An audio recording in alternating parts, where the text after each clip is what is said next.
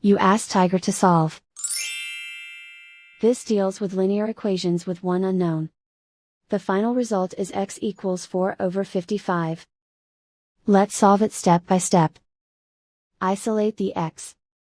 Multiply both sides by 5x. Multiply the fractions.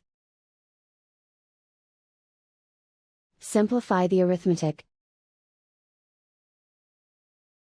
Multiply the coefficients. Swap sides.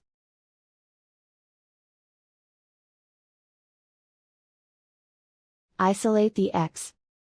Divide both sides by 55. Simplify the fraction. And so the final result is x equals 4/55.